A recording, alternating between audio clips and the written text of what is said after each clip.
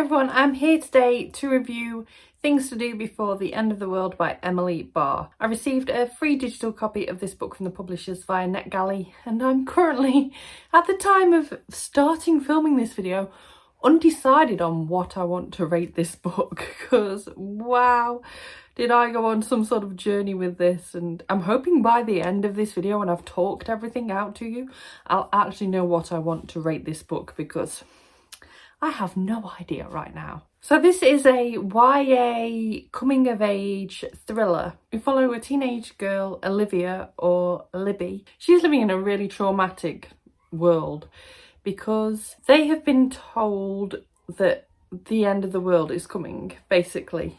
This book starts, and I think we're in December, and she's literally just going about her life when she finds out that scientists have made a discovery that there's been an accelerated atmospheric shift, and that this means that I hate loading here for filming. Carbon dioxide laced with toxins is going to make it impossible for humans, by indeed any creatures, to live. So this is on December the 12th that this is announced, and calculations suggest that humans have got less than a year to live. And so the end date is looking at being September the 17th of the next year. It is also announced that animals, specifically birds especially, but all animals, will die before humans, along with those that have pre-existing conditions and lung conditions, for example asthma, will die first. There's also some doubt as to how definite this will actually be. The scientists themselves can't be sure. And so they're saying that there's a 70% chance of death, and that other 30%, there's a chance that life will go on and that they'd find a way with masks or something. So that's where the book begins. You don't get much of that before you then jump to January. And through all that as well, up to that point, you have characters realising that they're living through their last Christmas. And then they're looking forward to summer and thinking, right, what insane things can we do this summer to make the most of our last few months on Earth? It's fair to say that a lot of the characters, not just the main characters, but like side characters, are in complete denial. Others are just ignoring and just acting as normal and just living life, living with that hope that they will actually survive. The 30% thing will be the case, and that the scientists have got it slightly wrong, and there'll be a way that they can find to live. There's also a name for this event, and it's named The Creep, and it does pop up occasionally throughout the book, and I quite liked that name actually. I thought it was quite iconic, and I thought that it worked for what it was. It was creeping up on the characters, and because I was so interested in this plot device, I found it such an easy book to get into. So that is the main depths of the actual background plot and the whole purpose for everything that kind of happens in the book. And I really love that idea. I was very into the idea and I wanted more. And this is part of the problem I had with the book. I wanted so much more about that. It was always there in the background, which was great because the characters needed something else to focus on. It couldn't just be about them. I get that. But I wanted more. I never got enough about the creep. I'm not saying I needed scientific stuff. I just was very enthralled by, for example, delves into how characters were dealing with it and how everyone has different coping mechanisms. And I feel like this works for not just the creep, but for life in general, for things that are difficult in real life, for death. It's just, I wanted this exploring so much more. And I just thought it was so realistic that everyone does have these different coping mechanisms, and I'd love to have seen even deeper into that. But alas, we had to go down the silly plot line. So here is where I start getting a little bit more ranty. I'll leave the silly plotline bit for a minute actually, because there's something else I want to touch upon first. Within the first 20% of this book, I feel like the author was just going on some sort of box ticking exercise.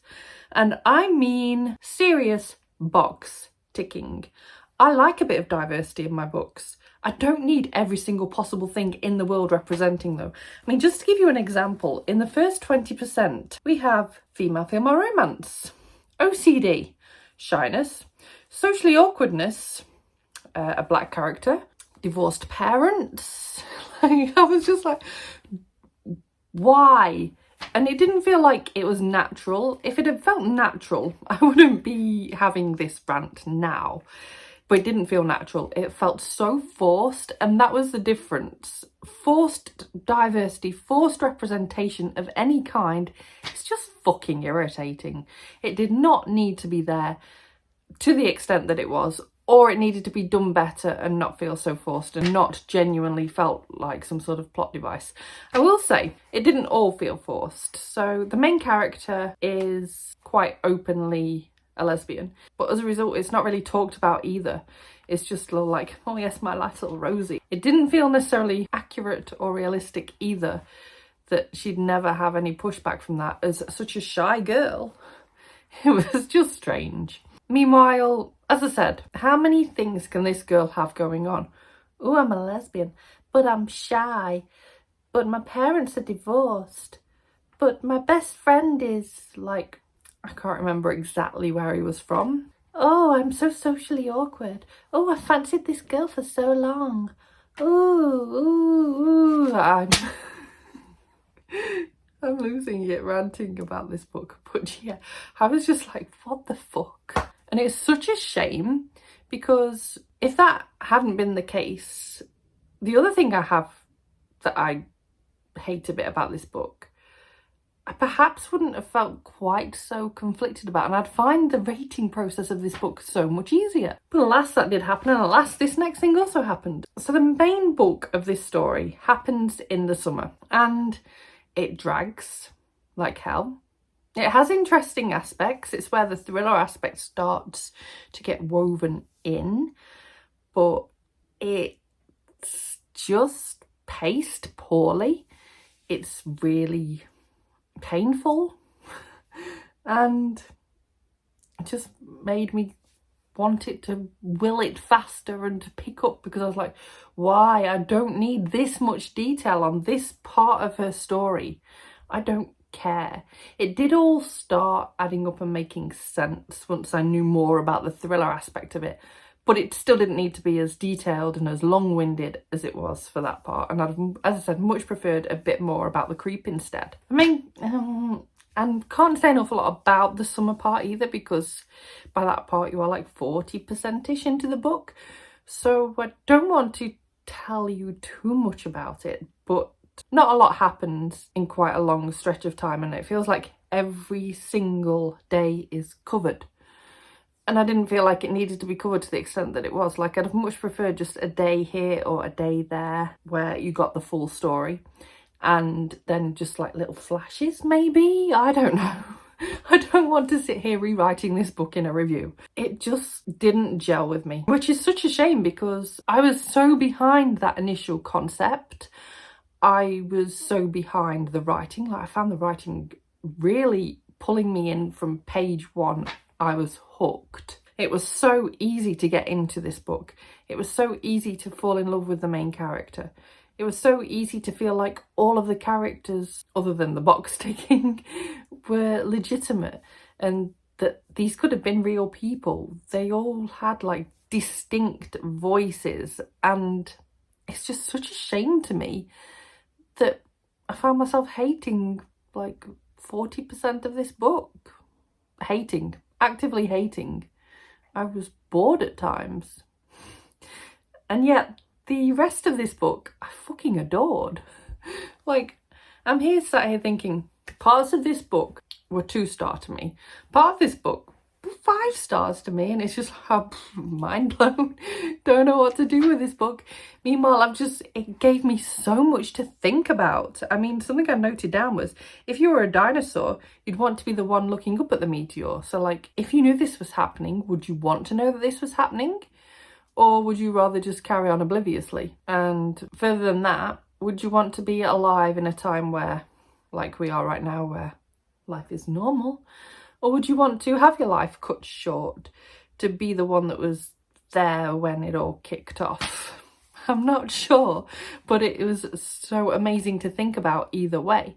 And so, yeah, this book just gave me so much to think about. I think it will stay with me for such a long time. And that would normally be reason alone for me to give a book 5 stars, if I feel like it's really going to stay with me. But fuck me, some parts of this book are going to stay with me and make me angry forever. I won't go into the ending because spoilers, hello. But the ending, I think I was satisfied with the ending. I think the ending was done well. That's not to say that I wouldn't make changes there either though. And I wouldn't personally market this book as a thriller. It's definitely a coming of age story, 100%. That is the main focus of this book. It's also got the elements of what's going on with the world. There is a thriller, but it's quite background until a certain part of the book when twists start happening and you're like, oh. It's definitely not a strong thing though. I wouldn't market this book as a thriller. I wouldn't pick this up if you were looking for just a thriller. But if you're looking for a very different coming of age story where you've got some other things going on in the background and it's not just typical YA novel road trip kind of deal, you might like this one. And you do still have a bit of a road trip aspect to it too, but not in a traditional sense. So yeah, I am coming to a close on everything that I wanted to gush and rant about with this book, and I really do need to try and come to some sort of decision on my rating.